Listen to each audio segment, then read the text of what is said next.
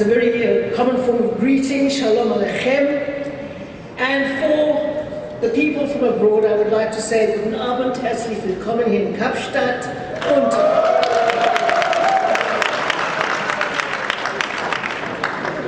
je vous souhaite la bienvenue à tous. So a very, very warm welcome to you all in this most cosmopolitan and wonderful mother city, where we're building one nation with one future out of an extraordinary conglomeration and richness of diversity. And I hope you've experienced some of that and enjoyed it while you have been here. But now, having done the informal greetings, may I do the formal protocol.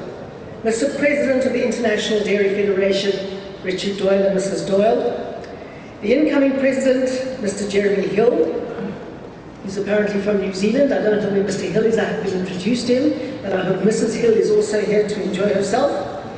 Director General of the International Dairy Federation, Dr. Nico van Belzen. The Chief Executive Officer of Milk SA, Mr. Nico Fouchier.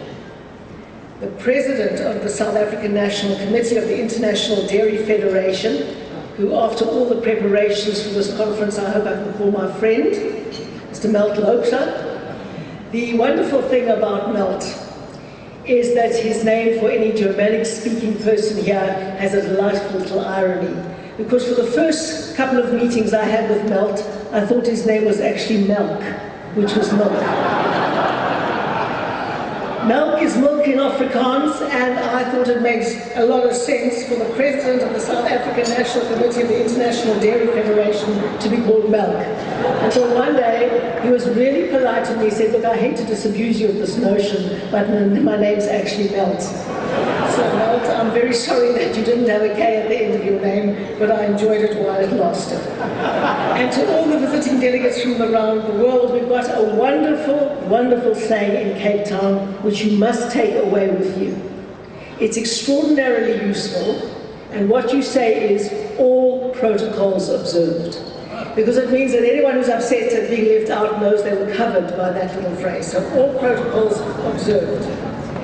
A warm congratulations to Ms. Dr. Davey for the award and for all of the other award winners. It's absolutely magnificent to see it. And to the sponsors without whom we couldn't hold these extraordinary events in Cape Town. We love hosting international events in Cape Town. We love this conference center, and we were so delighted when we overtook New York as the world's favorite long-haul conference destination. And we would like to thank you very, very much for choosing us in your conference.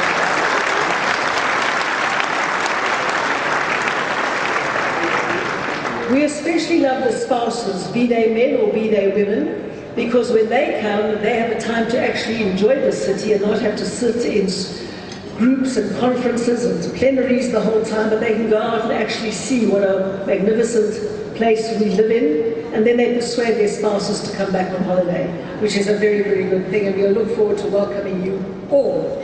Now, I don't know, but I heard Mr. Forster, or yes, I think it was Mr. Forster, saying we're a rather small dairy-producing country, but I want to say that in the Western Cape we think we're rather big.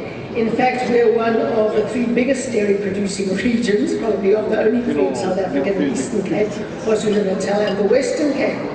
But I do want to say it's a pillar. It's a pillar, yay! It's a pillar of our regional economy, and a very, very important one. And while Mr. Doyle said you've learned a lot of new things, preparing for the speech I learned a lot of new things. I did not know that a dairy cow produces more protein through its milk and derivative dairy products made from milk than a beef cow.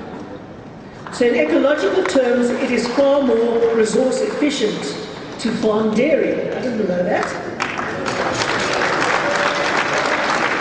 Cape Town is trying to become, and is going to become, the green economic centre of Africa and of the Southern Hemisphere. Here we come, Australia and New Zealand. And so we are really interested in these kinds of facts. I have to confess that I always thought that cows were not particularly environmentally friendly, But as we're having dinner here today, I won't talk too much about methane gas and other things. But it is wonderful to know that apart from the methane gas, there's also the biogas and the biomass from dairy cows that can offset that. And in fact, cows are very eco-friendly and carbon efficient, I think was the phrase that Losa introduced me to. So dairy farming is most warmly welcomed in the green hub of Africa.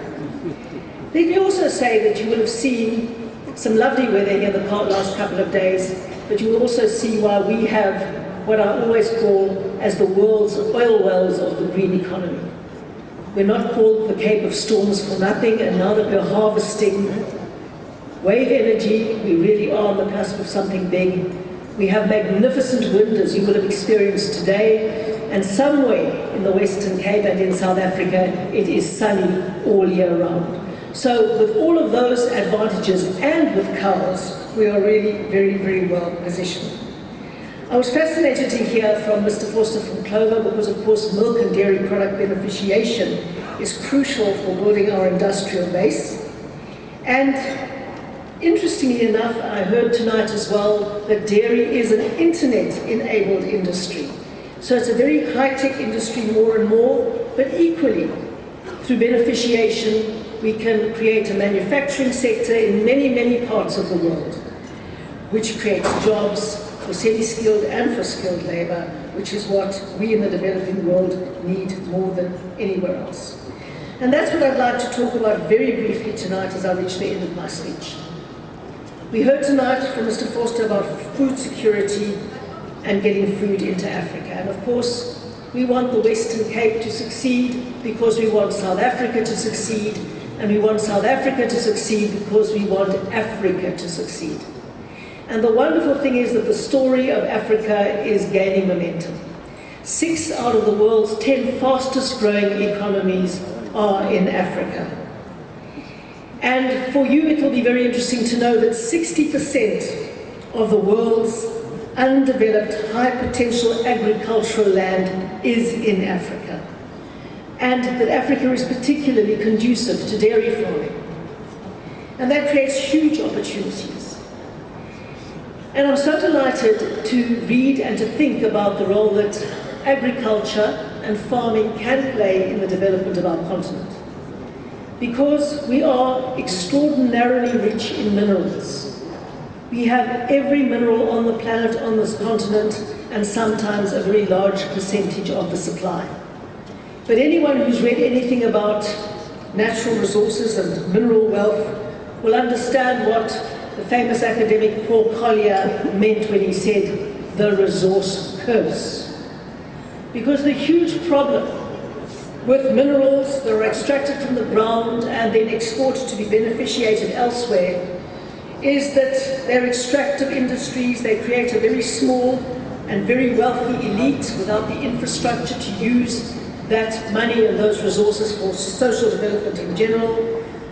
Having that extraordinary rush of wealth into a developing economy often kills local manufacturing through inflation.